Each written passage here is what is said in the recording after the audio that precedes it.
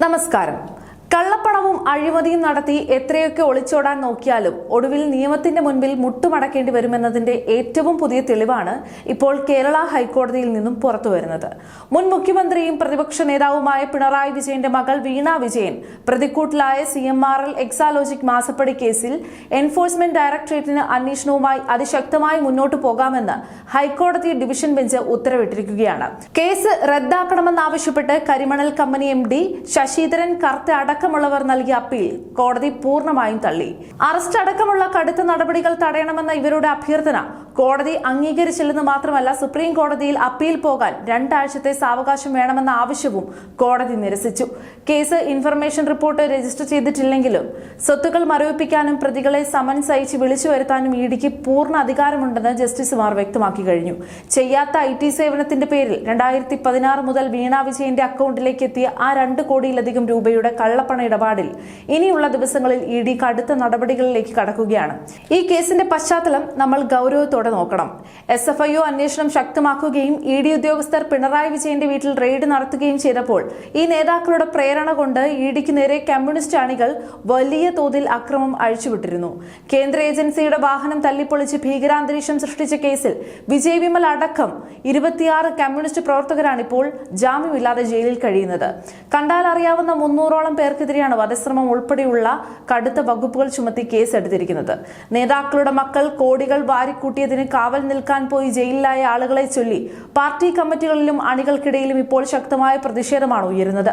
ഇതിന്റെ ഫലമായി പാർട്ടിക്കുള്ളിൽ ഒരു നിർണായക തീരുമാനം ഉണ്ടായിരിക്കുകയാണ്. ഇനി പിണറായി വിജയന്റെ മകൾക്കെതിരെ ഇത്തരം അഴിമതി കേസുകളോ ആരോപണങ്ങളോ വരുമ്പോൾ പാർട്ടി ഇടപെടേണ്ടതില്ലെന്നും തെരുവിലിറങ്ങി നാണം കെടേണ്ടതില്ലെന്നും പാർട്ടിയിൽ ധാരണയായിട്ടുണ്ട്. അതായത് മകളുടെ അഴിമതി കാരണം പാർട്ടിക്കുള്ളിൽ പിണറായി വിജയൻ പൂർണ്ണമായും ഒറ്റപ്പെടുന്ന കാഴ്ചയാണ് നമ്മൾ കാണുന്നത്. പിണറായി വിജയൻ വെറും ഒരു വ്യക്തിയായി ഒറ്റയ്ക്കാക്കപ്പെടുന്ന കാലമാണ് ഇനി വരാൻ പോകുന്നത്. പിണറായി വിജയൻ മുഖ്യമന്ത്രിയായിരുന്ന കാലത്ത് ഇത്തരത്തിൽ മകൾക്കെതിരെയും അദ്ദേഹത്തിനെതിരെയും നിരവധി ആരോപണങ്ങളും കേസുകളും വന്നിട്ടുണ്ടായിരുന്നു. എന്നാൽ അന്നൊക്കെ അവർക്ക് അനുകൂലമായ പല വിധികളുമാണ് കോടതികളിൽ നിന്നും ഉണ്ടായത്. അത് മുഖ്യമന്ത്രി എന്ന നിലയിലുള്ള പിണറായി വിജയന്റെയും പാർട്ടിയുടെയും ശക്തമായ സ്വാധീനവും ഇടപെടലും കൊണ്ടാണെന്ന വലിയ ഒരു ആരോപണം അന്ന് പൊതുസമൂഹത്തിൽ ഉയർന്നിരുന്നു. ഉദാഹരണത്തിന് വലിയ വിവാദമായ ശബരിമല സ്വർണ്ണക്കൊള്ള കേസിൽ അന്ന് പലതവണയാണ് SITക്ക് സമയപരിധി നീട്ടിക്കൊടുത്തത്. ജനാധിപത്യ സംവിധാനങ്ങളെയും ദേവസ്വം ബെഞ്ചിനെ പോലും സംശയദൃഷ്ടിയിലാക്കുന്ന പല ഇടക്കാല വിധികളും അന്ന് അവരുടെ ഭാഗത്തു നിന്നുണ്ടായി. അന്ന് ഇതേ ജഡ്ജിമാർ പൊതുസമൂഹത്തിന്റെ കടുത്ത വിമർശനങ്ങൾക്ക് വിധേയരായതുമാണ്. എന്നാൽ അതിനുശേഷം ദേവസ്വം ബെഞ്ച് മാറുകയും പുതിയ ജഡ്ജിമാരുടെ മുൻപിലേക്ക് ഈ ഹർജി എത്തുകയും ചെയ്തപ്പോഴാണ് ഇന്ന് അതീവ നീതിയുക്തവും നിഷ്പക്ഷവുമായ ഒരു വിധി പുറത്തു വന്നിരിക്കുന്നത്.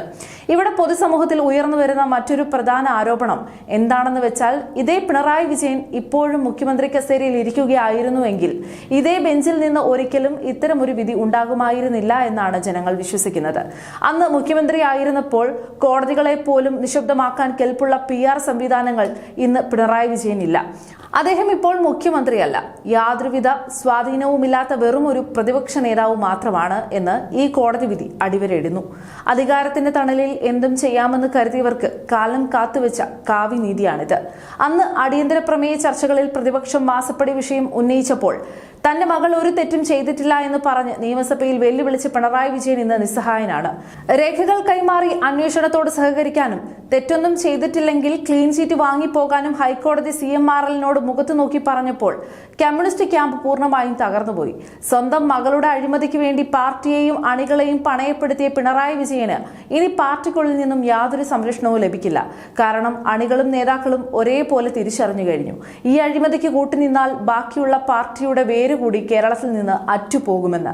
അധികാരം പോയതോടെ സകല സ്വാധീനങ്ങളും നഷ്ടപ്പെട്ട പിണറായി വിജയൻ ഇനി വരും ദിവസങ്ങളിൽ തന്റെ മകളെ ഇഡി ചോദ്യം ചെയ്യുന്നതും ഒരുപക്ഷെ കടുത്ത നടപടികളിലേക്ക് കടക്കുന്നതും നോക്കി നിൽക്കാൻ മാത്രമേ സാധിക്കൂ.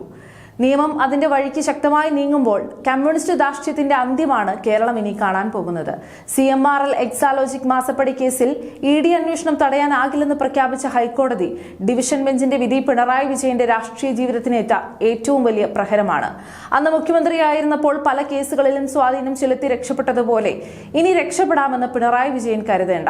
അദ്ദേഹം ഇപ്പോൾ മുഖ്യമന്ത്രിയല്ല, വെറുമൊരു പ്രതിപക്ഷ നേതാവ് മാത്രമാണ്. മകളുടെ അഴിമതി മറയ്ക്കാൻ ഇഡിക്ക് നേരെ ഗുണ്ടായിസം കാണിച്ച് 26 അണികളെ ജാമ്യമില്ലാ വകുപ്പിൽ ജയിലിനുള്ളിലാക്കിയ പിണറായിയെ ഇപ്പോൾ സ്വന്തം പാർട്ടിയും കൈവിട്ടിരിക്കുകയാണ്. ഇനി വീണ വിജയന്റെ കേസിൽ പാർട്ടി ഇടപെടില്ലെന്ന തീരുമാനം പിണറായി വിജയനെ പാർട്ടിക്കുള്ളിൽ ഒറ്റപ്പെടുത്തി കഴിഞ്ഞു. സഖാക്കൾ സമാധാനമായി ഇരുന്ന കാലം കഴിഞ്ഞുപോയി. സ്വന്തം തെറ്റുകൾക്ക് ഇനി പിണറായിയും മകളും നിയമത്തിന് മുന്നിൽ മറുപടി പറയേണ്ടി വരും.